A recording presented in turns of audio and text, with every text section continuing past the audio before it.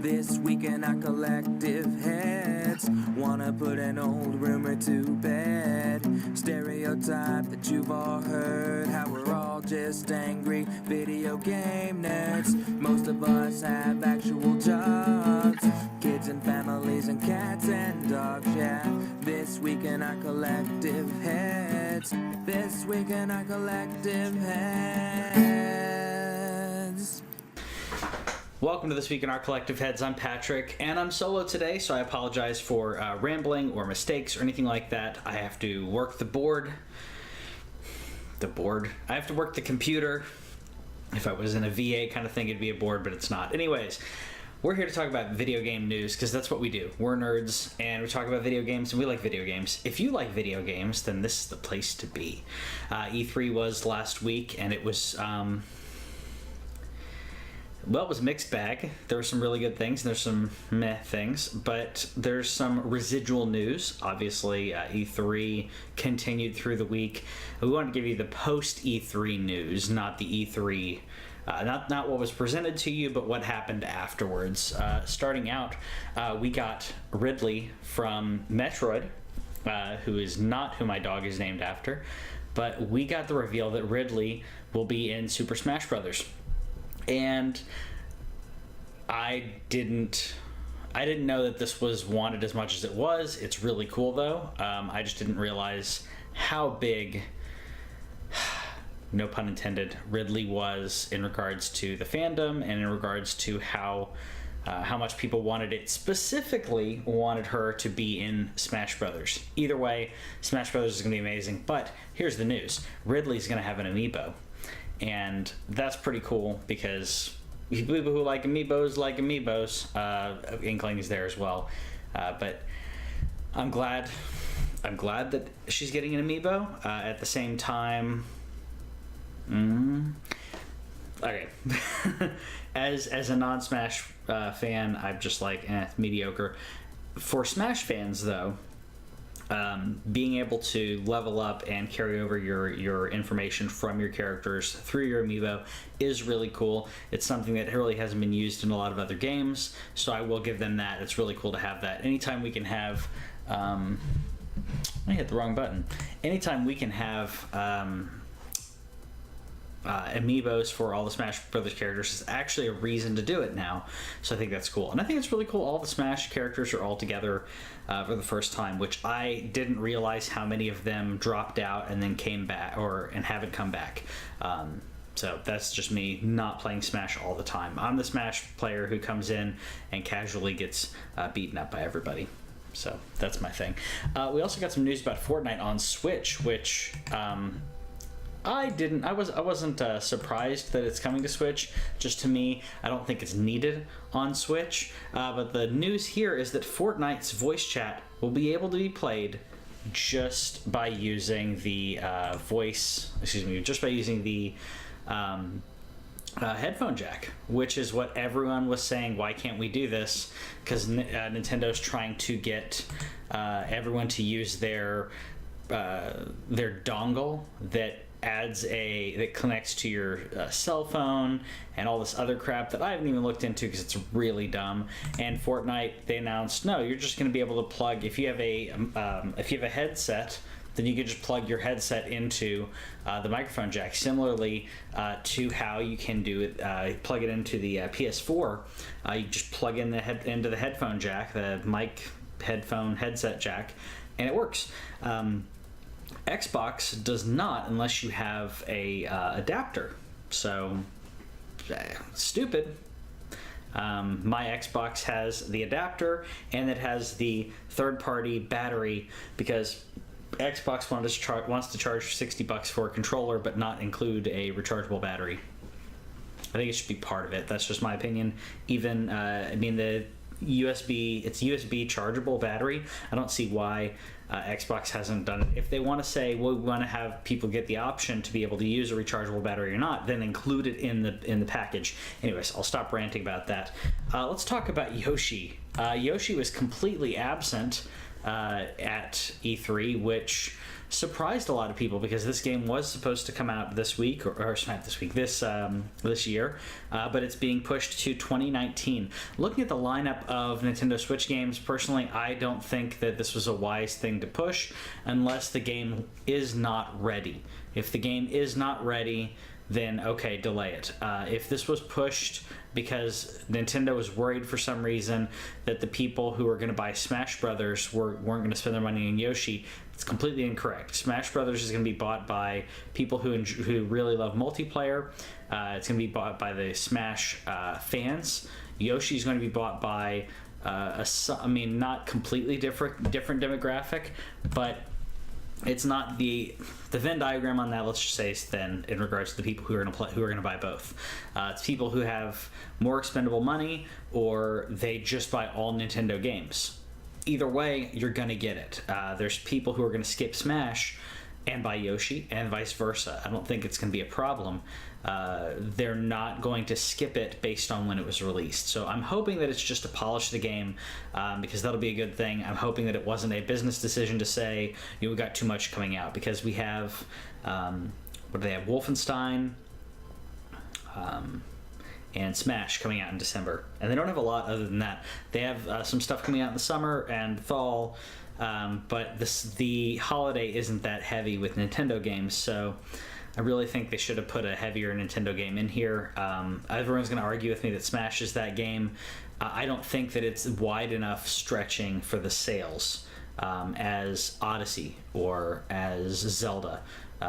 Those are the games that are, not necessarily break records, but everyone goes and buys. Those are system sellers, and I think that's what they need for Christmas.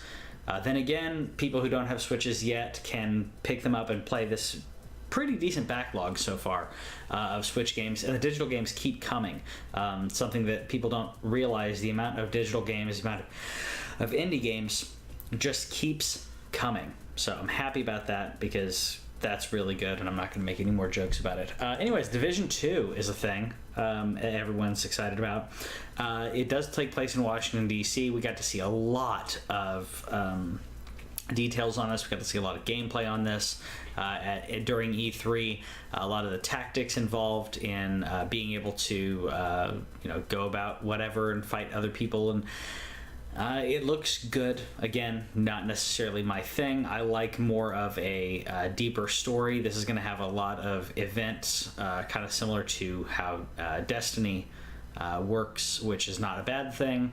I just would like more PvE. This is a little more PvP centric. The news here, though, in regards to PvE, is they're adding 8-player raids and post-launch support, 1 year of post-launch support content. We forgot to cover this during our E3 wrap-up, so we wanted to cover that here, because there is, I wouldn't say controversy, but some differences in regards to this. For instance, Call of Duty Black Ops 4 is going to be released, and you can buy the regular edition, of course, or you can buy the special, ultimate, whatever, that has the Black Ops Pass. The Black Ops Pass is the Season Pass. It's 1 year of Season Pass content, a bunch of modes. Do I have it? I thought I saved it. I did not save it. Did I save it? I did.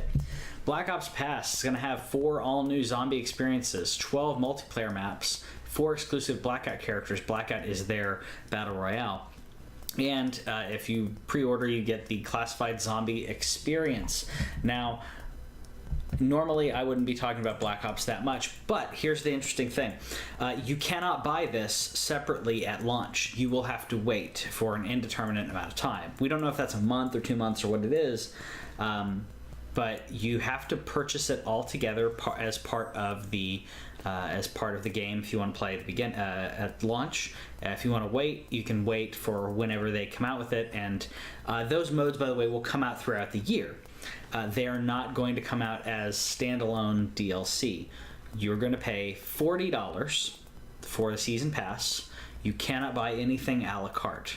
So $40 for they keep calling it Black Ops Pass. It's not really a season pass because you're not pre-purchasing and you're not pre-purchasing DLC that would have been released throughout the year.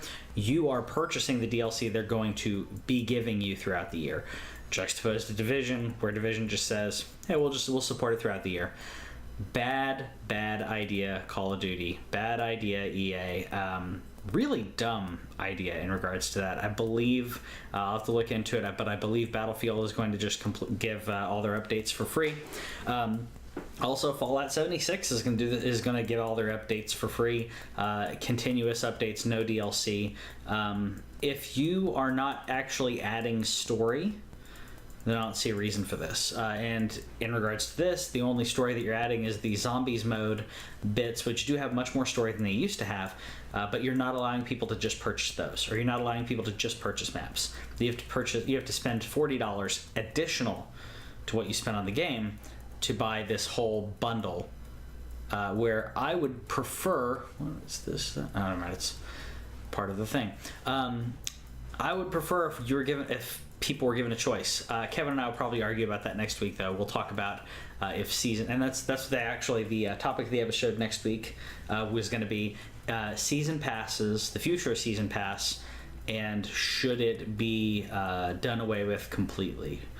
So let us know in the comments what you think about that. Should season passes completely go away, and are you okay with a season pass that doesn't allow you to purchase any of the content a la carte? So you're purchasing a expansion pack that will be supported throughout a year. So let us know in the comments what you think about that. That's going to be the topic of the episode, Joe. We'll talk about what you said to us about that, and we'll talk about our thoughts on it. So give us your feedback, because we will talk about it on the show. Additionally to that, we got some information about a Stranger Things video game being done by Telltale, which I think is a perfect pairing. Stranger Things is a great show, great suspense. In my opinion, it's let's call it young adult. I mean, it works for kids, for not necessarily little kids, but older kids all the way through adults. It works for everyone. And sorry, it's the old trailer for it, but Stranger Things is going to be done by Telltale, by the company Telltale, which I think is going to be great to be able to branching story arc that.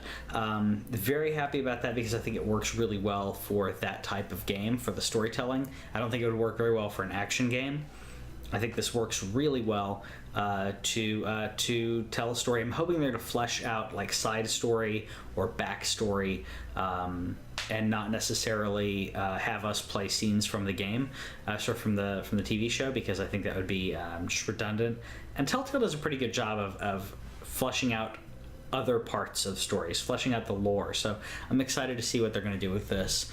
And speaking of storytelling, Captain Spirit from Don't Nod, the team that brought us Life is Strange 2, hinted that in this game, or said in this game, there are going to be hints about Life is Strange 2 inside of it, and some of your choices will have consequences in Life is Strange 2.